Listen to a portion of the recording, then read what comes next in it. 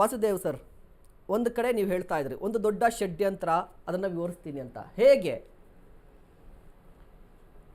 Sir, ಈಗ ಇಲ್ಲಿ ಪ್ರಶ್ನೆ ನಾನು ಒಂದು ವಿಷಯಕ್ಕೆ ನಾನು I differ with both people.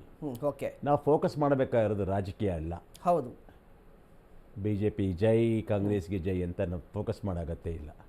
ಪ್ರಶ್ನೆ ನಡೀತಾ ಇರೋದು ಏನಂತಂದರೆ, ಒಂದು ನಮ್ಮದೇ ಒಂದು ಧಾರ್ಮಿಕ ಮಂದಿರದೊಳಗೆ ಒಂದು ಕಡೆ ಧಾರ್ಮಿಕ ಮಂದಿರವನ್ನು ಕುಲುಷಿತ ಮಾಡತಕ್ಕಂಥ ಒಂದು ತಂಡ ನ್ಯಾಯ ಕೊಡಿಸ್ಬೇಕು, justice for Soujanya, justice for ಸೋ ಅಂತ ಹೇಳಿ ಆ ಫೈಟ್ ಮಾಡ್ತಿದ್ದಾರೆ. ಏನು ಆ ಫೈಟ್ ಏನು ನಡೀತಿದೆಯಲ್ಲ, ಅದು ಸೆಲ್ಫ್ ಡಿಕ್ಲೇರ್ಡ್ ವಿಜಿಲ್ ಬ್ಲೋವರ್ಸು. ಅಂದರೆ ಏನು ಸೆಲ್ಫ್ ಡಿಕ್ಲೇರ್ಡ್ ಅಂತ ಗೊತ್ತಲ್ಲ ನಮಗೆ. ಅವ್ರು ಯಾವುದೇ ಮಾಧ್ಯಮ ಆಗಲಿ ಯಾವುದೇ ಆಗಲಿ ಕಾನೂನು ಚೌಕಟ್ಟಿಗೆ ಬರ್ತಾನೆ ಇಲ್ಲ. ಅವರು ಯಾರು ವಿಜಿಲ್ ಬ್ಲೋವರ್ಸ್ ಯಾರಿದ್ದಾರೆ ಕಾನೂನು ಚೌಕಟ್ಟಿಗೆ ಬರ್ತಿಲ್ಲ. ಇಲ್ಲಿ SIT ಮಾಡೋ ಮೂಲ ಉದ್ದೇಶ ಏನಂತಂದರೆ, ಎಲ್ಲೋ ಒಂದು ಕಡೆ ಇಲ್ಲಿ ವೆಟೆಡ್ ಇಂಟ್ರೆಸ್ಟ್ ಏನಿಲ್ಲ. ನನಗೆ ಗಮನಿಸಿದ ಪ್ರಕಾರ ಕಾಂಗ್ರೆಸ್ಗೆ ವೆಟೆಡ್ ಇಂಟ್ರೆಸ್ಟ್ ಏನಿಲ್ಲ, ಇದ್ರ ಮೇಲೆ ಇಂಟ್ರೆಸ್ಟ್ ಇಲ್ಲ ಅವ್ರಿಗೆ. ಇಲ್ಲ, ದೇ ಆರ್ ನಾಟ್ ಬಾದರ್ಡ್. ಯಾಕಂದ್ರೆ ಸೆನ್ಸಿಬಲ್ ಇಶ್ಯೂ ಅಂತ ಗೊತ್ತವ್ರಿಗೆ. ಇದೇನಾಗತ್ತಂದರೆ, ಒಂದು ಮಂದಿರಕ್ಕೆ ನೀವು ಕೈ ಹಾಕಿದಾಗ, whether is a BJP or Congress ಕೈ ಹಾಕಿದಾಗ, ಇಟ್ಸ್ ಎ ಸೆನ್ಸಿಬಲ್ ಇಶ್ಯೂ. ಲಕ್ಷಾಂತರ ಭಕ್ತರ ಮನಸ್ಸಿಗೆ ಏನಾದರೂ ಒಂದು ಸಲ ಉಲ್ಟಾ ಹೊಡೆದ್ರು ಅಂತಂದರೆ, ಇವು ರಾಜಕೀಯ ಇವ್ರದ್ದೊಂದು ಏನಿದೆ ಇವೆಲ್ಲ ಕೂಡ ಸೆಟದ್ ಮಲ್ಗೋಬಿಡುತ್ತೆ. ಇಲ್ಲಿ ಪ್ರಶ್ನೆ ಹುಟ್ಟೋದು ಏನಂತಂದ್ರೆ, ನಾನು ಕೇಳೋದೆ ಅಂದರೆ, ಕಾಂಗ್ರೆಸ್ಗಾಗಲಿ ಅಥವಾ BJPಗಾಗಲಿ ಈ ನಮ್ಮ ವ್ಯವಸ್ಥೆ ವಿರುದ್ಧ ಯಾರು ಫೈಟ್ ಮಾಡ್ತಿದ್ದಾರೆ, ನಮ್ಮ ವ್ಯವಸ್ಥೆನ ಯಾರು ಗಲೀಜು ಮಾಡ್ತಾ ಇದ್ದಾರೆ, ಅದಕ್ಕೆ ರೀಸನಿಂಗು ಧರ್ಮಸ್ಥಳ ಆಗ್ಬೋದು, ಧಾರ್ಮಿಕ ಪರಂಪರೆ ಆಗ್ಬೋದು, ಧರ್ಮಸ್ಥಳದ ನೇತೃತ್ವ ವಹಿಸಿರತಕ್ಕಂಥವ್ರು ಆಗಿರ್ಬೋದು. ಇವಾಗ ಈ ಸತ್ಯಾಸತ್ಯಗಳನ್ನ ಚರ್ಚೆ ಮಾಡಬೇಕಾದ್ರೆ ಯಾರು? ಕಾನೂನು ಪ್ರಕ್ರಿಯೆ SIT ಮಾಡಿದ್ದೀವಿ. ಈಗ ಹೌದು, SIT ಮಾಡಿದಾಗ SITಗೆ ನಾವು ಗೌರವ ಕೊಡಬೇಕು. ಹೌದು, ವಿ ರೆಸ್ಪೆಕ್ಟ್ ದಿ SIT. ಅವ್ರೇನು ಕಾಂಜಿ ಪಿಂಜಿಗಳೆಲ್ಲ ಎಲ್ಲೋ ಒಂದು ಕಡೆ ಎಲ್ಲೋ ಒಂದು ಕಡೆ ಅವರು ಇದಕ್ಕೆ ಹಾಕಿ ಬಟ್ಟೆ ಹಾಕೊಂಡು ಬಂದು ಕೂತ್ಕೊಳ್ಳೋ ಜನ ಅಲ್ಲ. ಅವ್ರು ಬಂದ ಮೇಲೆ ತಾನೇ ಇದೆಲ್ಲ ಪ್ಲಾಂಟಿಂಗ್ ಪ್ರೋಗ್ರಾಮ್ಸ್ ಹೊರಗೆ ಬರ್ತಾ ಇರೋದು.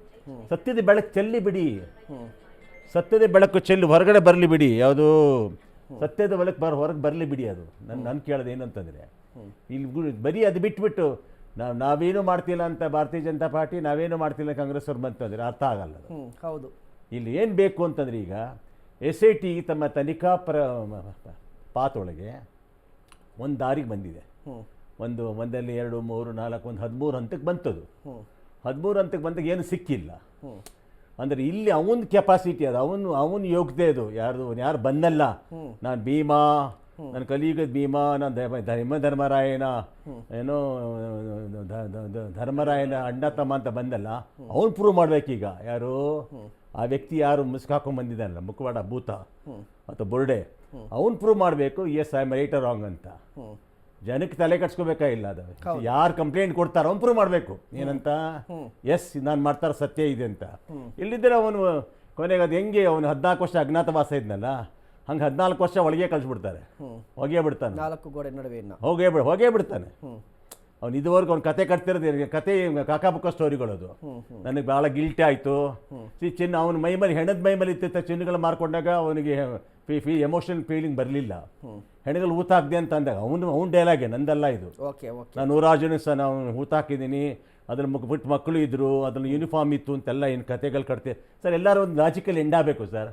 ಒಬ್ಬ ವ್ಯಕ್ತಿ 5 ಅಡಿ 11 ಇಂಚು ಅಥವಾ 6 ಅಡಿ ಇರೋ ವ್ಯಕ್ತಿ 100 ನಾನು ಊತ ಹಾಕಿದ್ದೇನಂತಂದ್ರೆ, ಆಗ ಧರ್ಮಸ್ಥಳ ಒಂದು ಸ್ಮಶಾನನಾ? ಕರೆಕ್ಟ್, ಸ್ಮಶಾನನ ಅದು. ಈಗ ತೋಳಿ ಅಲ್ಲಿಗೆ ಬರ್ತೀನಿ, ಲಾಜಿಕಲ್ ಎಂಡ್ ಬರೋಣ ನಾವು, ಲೀಗಲ್ ಲಾಜಿಕಲ್ ಎಂಡ್.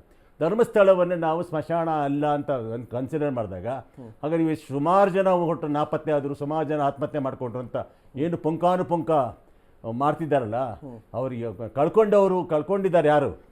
ಅದು ಮಗ ಆಗ್ಬೋದು, ಮಗಳಾಗ್ಬೋದು, ಕಳ್ಕೊಂಡ್ರು ಸುಮ್ಮನಿರ್ತಿದ್ದಾರೆ ಇಲ್ಲಿ ತನಕ. ಕಂಪ್ಲೇಂಟ್ ಯಾಕೆ ಆಗ್ತಿಲ್ಲ ಯಾವುದೂ? ಅಂದರೆ ಏನು ಎಲ್ಲೂ ಅನಾಮಧೇಯ ಶವಗಳ, ಅದಕ್ಕೆ ಯಾರು ಕ್ಯಾರೆಕ್ಟರ್ ಇಲ್ವಾ? ಯಾವುದೋ ಒಂದು ಕ್ಯಾರೆಕ್ಟರ್ ಬಂತು, ಅನ್ಯನ ಭಟ್ ಬಗ್ಗೆ ಬಂತು ಕ್ಯಾರೆಕ್ಟ್ರು, ಅನ್ಯನ ಭಟ್ ಸುಜಾತ ಭಟ್ ಬಗ್ಗೆ ಬಂತು. ಅದು ಇಡೀ ಆ correct it self is a wrong character. ಅದಕ್ಕೊಂದು ಲಾಜಿಕ್ ಎಂಡ್ ಇಲ್ಲ. ಅವಳು ಯಾರು, ಇಲ್ಲಿಂದ ಬಂದು, ಆಕೆ ಏನೊಂದು ಸಿ ಯಾವನಾದರೂ ಇನ್ವೆಸ್ಟಿಗೇಷನ್ ಆಫೀಸರ್ ತಗೊಂಡು ಜರಡಿ ಹೊಡೆದ್ರೆ ಗೊತ್ತಾಗುತ್ತೆ whether she was in CBI. ಅವಳಿಗೆ ಮಾತಾಡೋಕ್ಕೆ ಬರಲ್ಲ ಅವಳು. She said I was a stenography in CBI ಅಂತಂತಾಳೆ. She was in Bengaluru. ನಮ್ಗೆ ಗೊತ್ತಿರೋ ಲಾಯರ್ ಮನೇಲಿ ಅವನು ಕೆಲಸ ಮಾಡ್ತಿದ್ದ ಅಲ್ಲಿ. ಬೇಕಾದಷ್ಟೆಲ್ಲ ಆಟ ಆಡ್ಕೊಂಡು ಬಂದಿರೋದಲ್ಲಿ ವೆಟೆಡ್ ಇಂಟ್ರೆಸ್ಟ್ ಪ್ರೋಗ್ರಾಮ್ ಅದು. ಅವಳು ಕ್ಯಾರೆಟ್, ನಾನು ಆಗಲೇ ಒಂದು ಮಾತು ಹೇಳಿದೆ, ಪ್ರತಿಯೊಂದು ಪಾತ್ರ ಕೂಡ ಒಂದು ವೆಟೆಡ್ ಇಂಟ್ರೆಸ್ಟ್ ಪ್ರೋಗ್ರಾಮ್ ಮಾಡ್ಕೊಂಡೆ ಪಾತ್ರ ಬಂದಿರೋದು. ಇವ್ರು ಯಾರು ಸೋ ಕಾಲ್ಡ್ ಮಾತಾಡ್ತಿದ್ದಾರೆ ನೋಡಿ, ಅದು ಮಹೇಶ್ ತಿಮ್ಮರೋಡಿ ಆಗಿರ್ಬೋದು, ಗಿರೀಶ್ ಮಟ್ಟಣ್ಣವ್ರು ಆಗಿರ್ಬೋದು, ಇವು ಎಕ್ಸ್ ಅಂಡ್ ವೈ ಯಾರಿದಾರಲ್ಲ ಇವರೆಲ್ಲರೂ ಕೂಡ ಪ್ಲಾಂಟೆಡ್ ಪ್ರೋಗ್ರಾಮ್ನಲ್ಲಿ ಒಂದು ಭಾಗ, ಅವನ ಕ್ಯಾರೆಕ್ಟರ್ ಅಷ್ಟೇ ಅವ್ರದ್ದು. ಆ ಕ್ಯಾರೆಕ್ಟರ್ ಫಿಲ್ ಮಾಡ್ತಿದ್ದಾರೆ. ಏನಾರ ಸಿಗ್ಬೋದಾ ಯಾಕಂದ್ರೆ ಒಂದ್ಸಲಿ ಪ್ಲಾಂಟ್ ಮಾಡಿದ್ಮೇಲೆ ಅಭಿನಯ ನಡಿಬೇಕಲ್ಲ ಕಂಟಿನ್ಯೂ ಆಗಿ, ಇಲ್ಲಾಂದ್ರೆ ಜನ ಹೋಗಿರ್ತಾರೆ. ಈಗಲೂ ಹೇಳ್ತಾರೆ ನನ್ನ ಜೋಬಲ್ಲಿದೆ, ನಮ್ಮ ಮೊಬೈಲಲ್ಲಿ ಇದೆ ಅಂತ. ಯಾಕೆ ನೀವು ಸಪೋರ್ಟ್ ಮಾಡ್ತಿಲ್ಲ SITಗೆ?